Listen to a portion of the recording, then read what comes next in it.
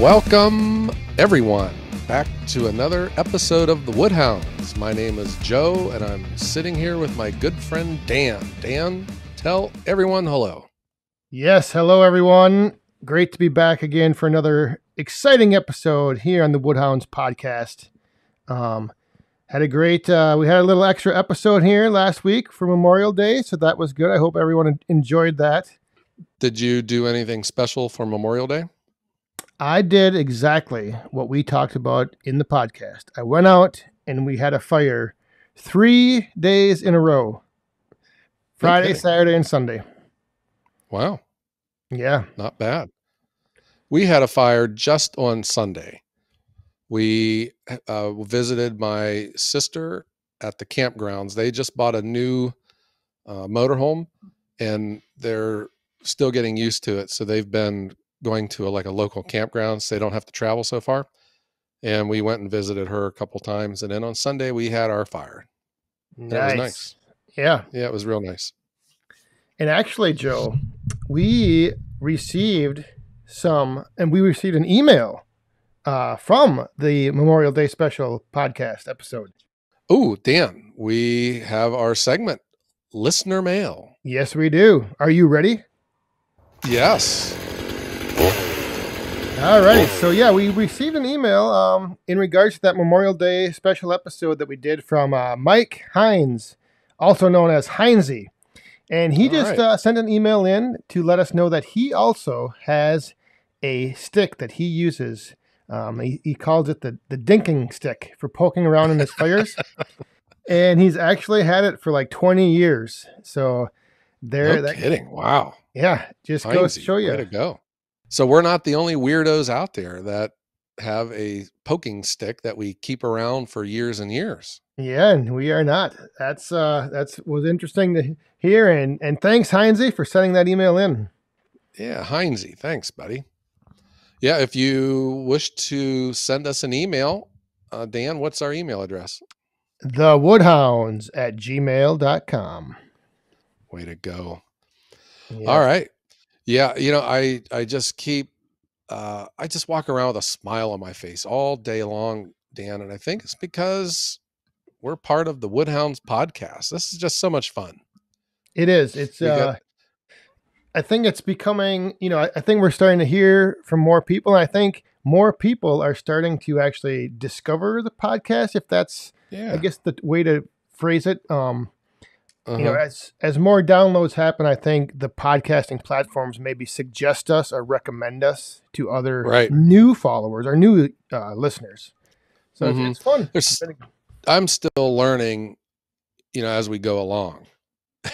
I understand the general practice of a podcast, but all the X's and O's and the internal mechanisms. I think you and me are both still trying to figure this out as we go. But what we do know is we enjoy doing this, and we hope it comes across to our listeners. That's right. It's one of the main themes of the Back 40 Firewood channel is staying safe and having fun. Yeah. And it's just like if talking about firewood is fun, well, so is making firewood. Absolutely. But does that mean that the more firewood you make, the more fun that you're going to have? Oh, interesting question. Because we know that there can be a physically demanding nature of firewood production. You're bent over that saw and having to pick stuff up off the ground to the splitter and then pick it back up again and resplit it and then pick it up again and go stack it. Yep. The repeated process. Yeah. And to a lot of us, that is fun, but you also know that you kind of, your saw runs out of gas, but usually you run out of gas before your saw does. You get a good workout, you break a sweat, but you get your firewood made. But what if, Dan, there was a machine that could make more firewood faster, and where the machine does all of the work and the human, you or me, does less work? Oh, I am interested. To That me, sounds great. yeah, to me, that sounds like a lot of fun, you know? Yes. So I am thinking in my head of a firewood processor. Oh, yes. Yeah. Fabulous So machine. it would, yeah, it's a machine, and they come in all different sizes and shapes and colors and different power plants that power them, but they all do pretty much the same thing. They cut the log, they split the log, and then they pile it into a pile, Yep. all while you stand in one spot or sit in a chair and work levers, just like just like a video game. Yeah. Yeah, what a great invention! And there are a number of them out there. And you would think that that is the right way to go, but there's just one problem, Dan. And what's that? They're expensive. Oh, I know. That is the only downside I have ever seen with a processor. The price Yeah, tag. they're expensive. Yeah. And that's what firewood is kind of like the people's job. It's just like something that anyone can do. You can get into it and you can get into the hobby pretty cheap with just a $100 chainsaw from a big box store and an axe. And with ambition, you can go out and start making firewood. But then there's something that happens along the way. With If you do get into the business of selling it, you realize there's only so much you can physically do yourself, and you've got to start leaning on machines. Yep.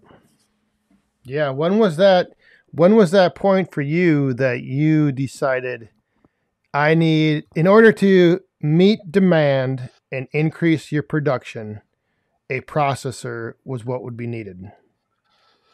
For me, it came right when I landed my first restaurant. And restaurants all have their own level of consumption, but the one restaurant that I picked up they go through a cord about every 12 days. Oh my goodness. And yeah, and knowing what I could sell firewood to them, so we're looking at like 36 to 40 cords a year. I thought there's no way I could do this myself. And so when I started looking around for processors, because there's smaller ones out there that aren't as expensive, it made sense for me to buy it because I thought I could have this thing paid for, in under Yeah. 1 year. So Yeah. it made sense. So that was when I first bought my first firewood processor. It was a smaller one. It works great. It does, it wasn't the perfect machine. No machine is. They all have their strengths and weaknesses. But it got me going. It got me going to the point where I knew that it wasn't the right processor for me. I needed a different one. So that continued on the evolution of realizing you could do more or do it faster, do it better than so. Right. So even just getting hmm into a processor, there's also then, you know, the continued, I guess, growth factor that comes into play where you realize, oh boy, yeah, I could probably do this better with a better machine. Yeah. It's just like any other tool. If you had a shovel, how much more productive could you be if you had a backhoe? If you if you Yeah. had if you had a little remember, in those little dormitory refrigerators, those little brown square little Yep. refrigerators, and just how much better off you would be with a full size one. Oh, If you yeah. had a pickup truck, how much better could you be if you had a dump truck? Where do you draw the line? And in firewood processors, there's a lot of lines because there's a lot of machines out there, and I think they are all good. They're all cool, but you got to get what works best for you. Right. Or you have to change to where you start, making adjustments on your product coming in, what's being sent out. Because that's the one big thing I see with processors is some of them can only handle up to a certain diameter log, and then some of them can handle crooked crotch pieces a little bit better. So if Mm-hmm. you're almost with a processor, I think anyway, you almost have to be in the mindset of then you also are going to be buying log trucks full of logs that can say, I want this size diameter and nice and straight. Yeah. There were two major eye openers, two learning experiences that I had after I got my processor. You put it into your head how this thing's going to work, and you're usually pretty close, but there's always some surprises. And the first surprise for me was it's not something like a chainsaw where you can just go out and just cut up a couple logs and then you're done. A processor, it requires a process because Mm. you got to have input and you got output and that output Mm-hmm. is a lot. And it's got to go somewhere and you got to get it stacked. There's just so much to it than just running a chainsaw. The Yeah. second one is your supply, because gosh, are these things hungry?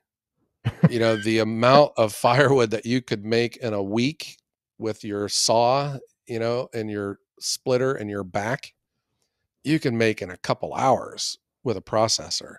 And that was what happened to me when I bought my new processor, which was fast, man. It was right when, the pandemic hit and everything shut down.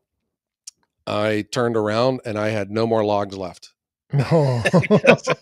And there was no logs coming in, and my pretty red machine just sat out there. It was I called it a big red paperweight, because it just ate up every one of those logs in 2 seconds. And I had all this firewood to stack, but I had no other logs to make. So you buying a processor isn't isn't the hard part, and I'm not even talking about the expense. The hard part is having a supply to keep it fed. That's what I always, back just a quick comment on the whole fast part of it, because I know there'll be people listening that will say, well, I think I can buck a log and split it just as fast with my chainsaw and splitter than you can with a processor. However, now do that for 8 hours or 4 hours or even 20 minutes. I mean, Yeah. you can, cut one little log up, maybe as, although I don't think you can, because when I run my 315 Yappa, I mean, you just fly through the logs. It's just amazing how fast, you can cut the piece of wood, cut it to length. And then that's the other big thing I see is the consistency of your end product. But, Mm-hmm. Yeah, the speed is just unbelievable. Even slow processors, are fast. Right. And it seems that the price to the price for admission, I mean, serious. There's processors that are probably $5,000 and they go all the way up to $200,000, I'm Yeah. sure. Oh, yeah. And there's just every little thing else in between. And to have a processor, though, doesn't mean you can just go out and buy one and start working it, because different processors, some of them you must have a machine that can load and pick up logs. Some Yep. machines will pick them up for you. Some machines have a conveyor to take the wood away from the splitter and put it into a big pile. Some don't. So if you do have a processor, that may not be it. There's Right. there's a lot of other accessories out there. Like the first one that I bought, I got it because it had the ability to pick the log up off the ground. And because I didn't have a tractor, I didn't have any front end loader or nothing that it could pick up a log. So the machine that I got was able to pick the log up off the ground. Well, that though meant it was a smaller machine. And a smaller machine means it takes smaller logs, but it's also cheaper to Yep. buy. And that was my strategy, was to start small, reinvest my money from my sales and keep, get a bigger one, and then buy, get a bigger one. So Move up the chain, I think, bigger and better. unless And that also then adds I guess the third leg to this three-legged stool is your sales. You can have all the firewood in the world, but if you have no one to sell it to, you're going to have a bunch of wood laying around doing nothing for you, and you're not making your money. So, you could have a processor that just makes tons and tons and tons of cords of firewood, but you don't have the sales system yet in your business to justify the expense of it. So Yeah. that was the learning curve for me. Yeah, but it sounds like starting off with an account that used that much wood. Holy molies. Hmm. That would definitely be the eye opener to, say, yeah, I need to up production. And I think, Yeah. for that, to me, is like the biggest, I guess, advantage. Just, upping production, being able to have that, I mean, how many chords could you do in a day? Yeah. Probably, I don't even know. Some of the higher end ones just fly through the Yeah. wood. Like, they've got Oh. 60-inch circular saws dropping down and they're cutting a 20-inch log in a second. Hmm. It's crazy. Isn't that amazing? You could make, and it'll make like, 20 pieces of firewood out of one log, out of one Yeah. round. And to do that with a saw and an axe would take you an hour. The you only know? thing I will say though is, even like with the Yappa 315, where you pull the lever and you like run the saw, you're like, to me, I still like that physical, I guess, connection of like doing something. I don't know. It Yeah. just, but I suppose I've never run a, like, one with the joysticks. I probably would be kind of cool to just sit and have two Uh-huh. joysticks, like you're flying like airplane or something.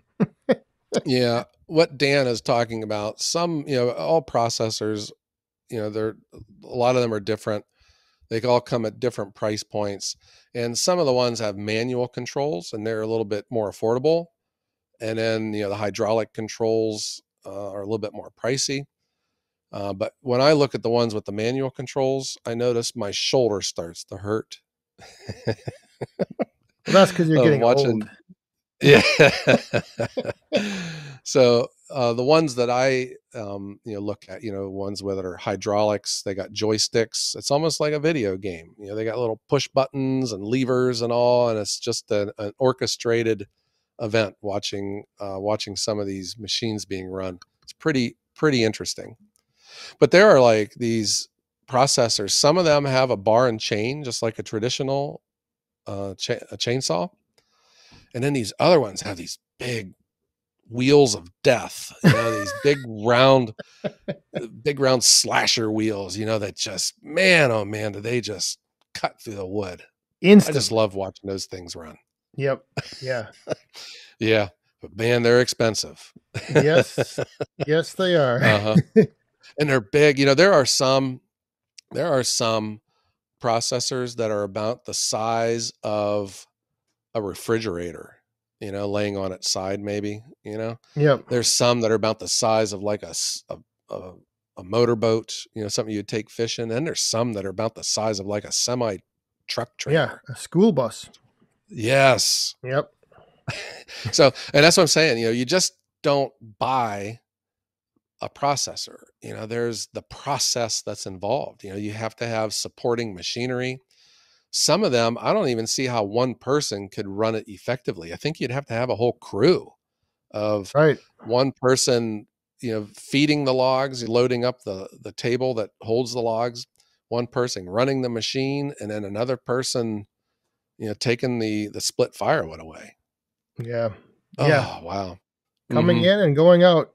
It's almost Yeah. like you said, a 3-man operation. It's, And that's when I decided to get a processor. My thought was, can I physically make 40 cords with my chainsaw?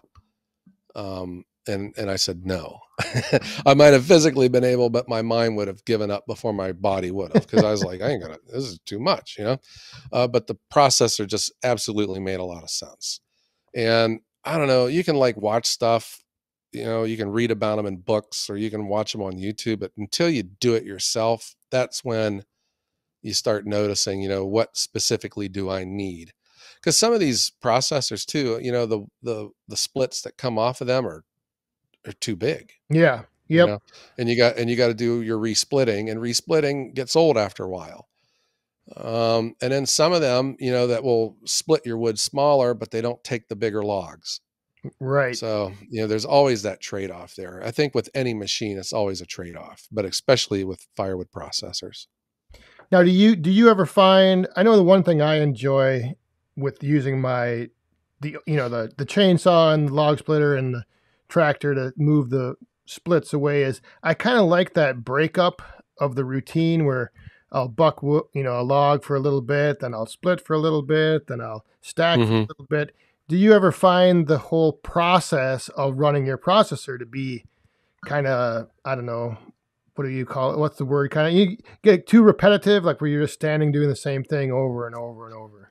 Yeah, no, and I, I hope this doesn't come off like I'm being arrogant, but the processor I have is just so completely fast that it seems like the limiting factor for me is how much do I feel like stacking today. And I'm serious. My machine can run for a half hour, and that's all the wood that I feel like making, because that's Uh-huh. all the wood that I feel like stacking, Yep. and I'm good. What I've noticed, what I've been doing is I will load my live deck in the evening, and then the following morning I'll run the machine, and then I'll stack the logs, that evening, and then load them up again with my tractor. Nice. So, especially like in the summertime, I try to avoid, the strenuous work in the heat of the afternoon. So, I'll be outside in the mornings and the evenings, and I try to avoid the afternoons. But that's what I do. And it's just like, it's hard to explain, Dan. It is just so much fun to run. It is, I don't care how old you get, some guys are just little boys at heart, and the toys are just more expensive. It's just so much fun to run those logs down and to see that saw cutting and the sounds of that wood splitting and the conveyor and the log. Oh my God, it's so much fun. But I think And, part of that fun comes from the fact of knowing what the alternative is. Like if you were just never dealt with firewood before in your life and you went right into running a processor, you might not appreciate that whole process. You might say, "Oh, all right, yeah, cutting a log." that's a very good insight. Yeah, I totally agree. Yeah. I think that's probably why I appreciate modern trucks.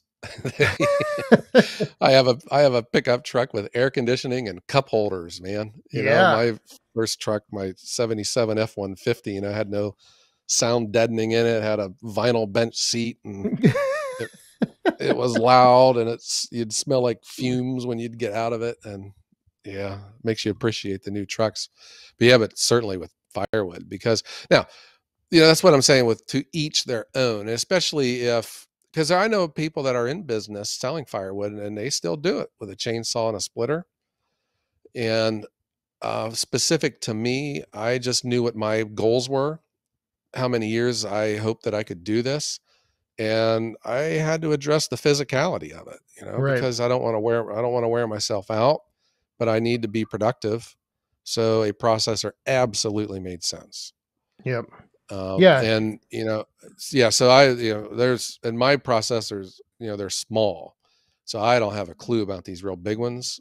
you know it would be cool to run one, but I just see, in order, anytime you're in business, a tool that you get, whether it's your pickup truck or a mixer, if you're a baker, it is an asset, and it is supposed to be returning money on your investment, and you should be making more money than what it's worth.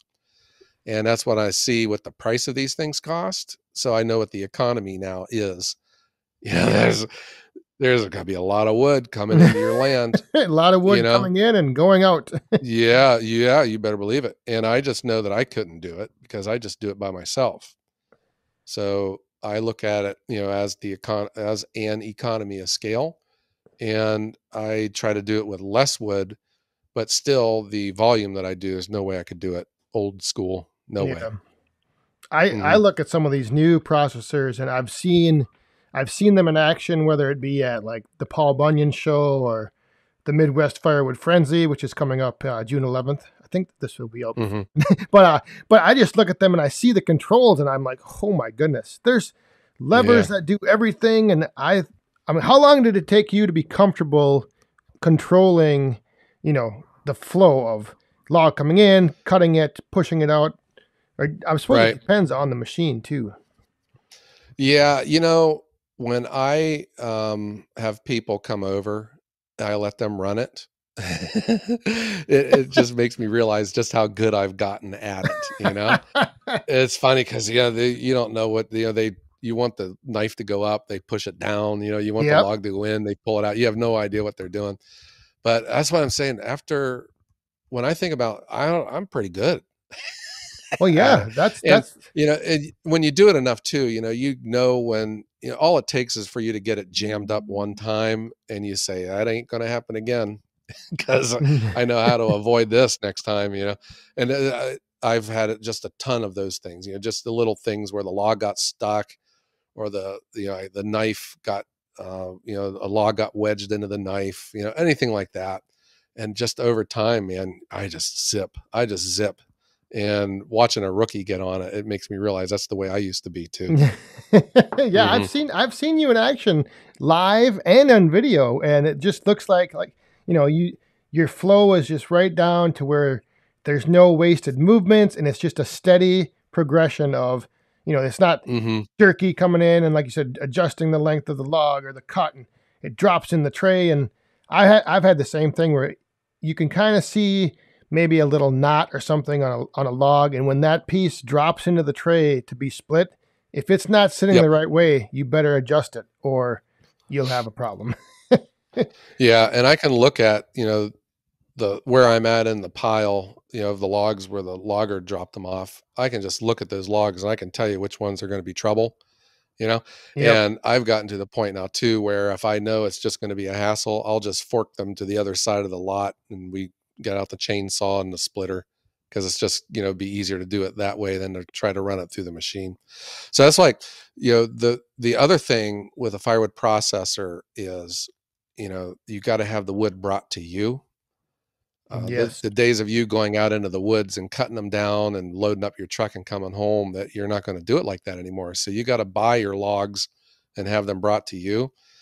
And the logs have to be appropriate for your machine, because if your machine can only take up to a 15-inch log, that means a 20-inch log isn't going to fit through it. Nope. Yeah. No, it ain't going to fit through it. So that's what, finding that supply and being able to have a reliable supply. Because I'm serious, when you have no logs to run through your firewood processor, I felt like the biggest dummy in the world, because your firewood processor only does one thing. It makes firewood. It's not like a tractor, where you can mow with it or dig holes with it or whatever.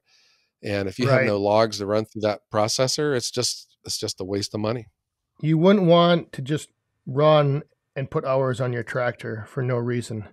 You'd want that machine to be doing what it's supposed to be doing.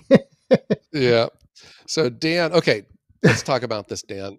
So processors have different ways to power them. Some of them have gasoline, like a lawnmower engine. Some of them have like a diesel engine. Some of them have big diesel engines. A lot of the ones you see in Europe are electric, 3-phase electric. Yeah, electric. And and some are PTO power. So you can put a compact tractor right up next to it with a drive shaft and power it like that. You would need it. Yeah, you need the tractor to run your processor. Yep. Yeah. So Dan's processor runs with a PTO shaft off of his tractor. So we always razz Dan about, you're just putting hours on your tractor because you're running your firewood processor. And so Dan always says, it is a tractor and it is made to work. And that's what it is doing.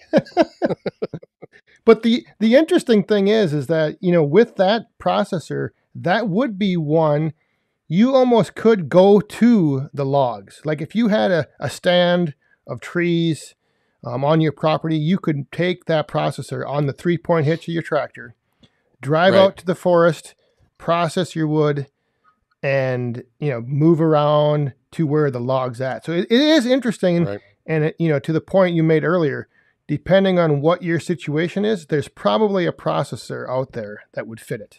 Mm-hmm. Yeah, that's true. And that's probably, I misspoke earlier then, about you got to bring the logs to your processor. So there are all different sizes out there. And some of the ones that go on the back of a tractor are certainly transportable. And a lot of processors here in the United States, are built onto trailers. So you could hitch them up to a pickup truck and pull them to another site. Yeah. But then some of them are really big, and you set them somewhere, and that's where they're going to stay. And that's where, if you do have one like that, you have to have your process in place, because you got to think about, where's these logs going to come in off these trucks? How am I going to get them, forked with a tractor over to the machine? And then how are the splits going to be taken away from it? Yeah, there's lots of little components to that process. And Mm-hmm. I think one of the most interesting things I've ever heard you mention is even down to what side you want your logger to unload his truck from. Because Right. with the way the crane is set up with his chair, like it might, he might want to load off one side, which is easier. So yeah, there's all those factors to consider. Mm-hmm. Here's another thing too. And I'm straining my shoulder now for patting myself on the back. This was the one thing, but before, I had never bought a firewood processor before, but there was one thing that I noticed that absolutely affected the way it was going to work at my yard. Because at that time, my yard was real small, and I didn't notice this at first, but their processors, some of them work from right to left, and some of them work from left to right. Oh, And the way my yard was, and where the logs had to have been set by the logger, required my processor to work from right to left. So that, if you notice that with all the processors out there, pay attention to where the log, where the split firewood's getting spit out, from where the logs go in. So I needed one that worked from right to left, and that automatically excluded 50% of all the firewood processors out there, and which one I was going to buy. yes. Very Yeah. interesting point. Yeah, depending Hmm. on your workflow around your wood yard, that would be a big component. Yeah. Now my place is so big, it doesn't matter. I could have, put my machine any which direction that I wanted. But those are the things that you should notice. I would recommend to anyone serious, if you are looking at a processor, obviously the price is the big deal. So figure out what's in your price range and what size log it could take. But there's so many videos on YouTube, but still that only gets you so far. I think you need to hit one of these local trade shows. Like in Ohio, we have one of the biggest in the country. It's called the Paul Bunyan Show. It's in October, and every processor that you can imagine is there, and you can Yes. see them and touch them, and most of the people even let you run them. To figure out all that's involved on how you can make this thing work for you. Yeah, seeing the different uh, makes and models and what they can do, what the end product is, how big a splits, what size wedges they have. Yeah, it's just there's so many variations, and Hmm. sometimes it is almost overwhelming. I don't know if I would be able to Yeah, make it a is. decision. Yeah, when I bought my first processor, okay, I looked at the price range, and I needed one that could pick the log up off of the ground. It had to have a log loader. So there weren't that many of them out there. But the one I bought, what I didn't like about it was it did not have an adjustable knife, which now to me seems odd. Hmm. Because it's such a big deal to have to, if you have a 4-way or a 6-way, of course you got to adjust it, to hit the log in Yeah. the center. Well, this one didn't. Number two, it had a little dangly stick where you can eyeball the length of your next cut. So you would advance the log until it touches that stick, and then you would cut it. But this sometimes it just didn't cut right. It would be too long. It'd be too short. So I wanted my new processor to have a positive stop. So the log hits that, you advance it till it hits it, and it's at exactly 16 inches, and then it cuts off. Yeah. So my new one, I made sure it had those two functions, but I still needed it to be able to pick the logs up off the ground. So I needed a log lift. I needed it to work from right to left. I needed to have an adjustable knife and a positive stop on the infeed. And, I just looked around in my price range, and I found the one I wanted, and off I went. Yeah, that's another. Yeah. See, you're all these little points that because sometimes when a log will come in, it will tip down a little bit if it's past its right center of gravity, and that makes your cut. If you don't have a pot, like you said, a solid stop, it can become tricky.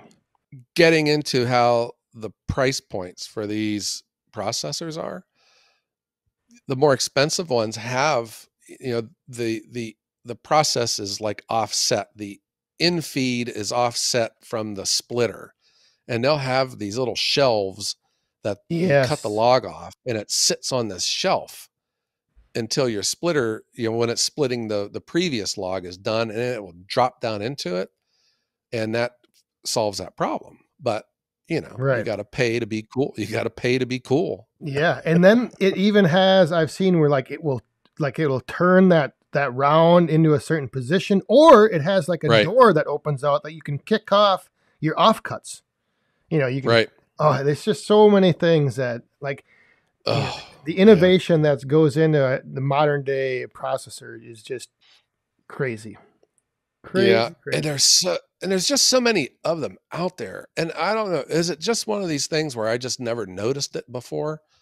But it just seems like now too, with the role of social media and the way that these companies are marketing them now, they're all so cool.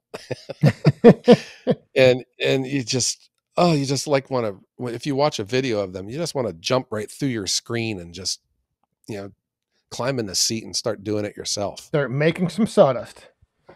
Throwing some man glitter around. Yeah. Well, that was a fun discussion. I don't know if, there's just so much more on a processor to do it justice. Maybe we need to revisit this here in the future. Yeah. Or maybe even narrow down to a certain make and model perhaps, and just talk about that, that process of the processor. Mm-hmm. I could probably name off 15 manufacturers right now. Yeah. There's just so many of them out there, and they're all nice machines. Yep. Yeah. They all, at the end of the day, they all get the job done. It's just to your point of, things like infeed on one side, outfeed on the other, size of log, size of splits, saw blade, the type of engine. Yeah. Yeah. Oh, and they're so much fun, especially if you like machines. Yeah. All right. Well, that was a lot of fun. And I want to thank everyone for tuning in and listening to me and Dan babble on. Yeah. It was a process talking about the processors, but in the end, we processed it all well. I thought we did. I'm going to have to process that now. Yeah, wait, let me process what you were saying. What? Well, Dan, maybe we better start playing the music. Yep, let's do it. Here we go. All right. Well, I want to thank everyone for tuning in to the Wood Hounds. We post a new episode every Wednesday morning. Yes, 5 a.m. So be looking for it. Be ready to download it, listen to it once, listen to it twice, and on another day of the week, maybe Saturday, listen to it again. Yeah. But thanks, Wood Hounds, and thank you, Joe, once again. Good sure. time.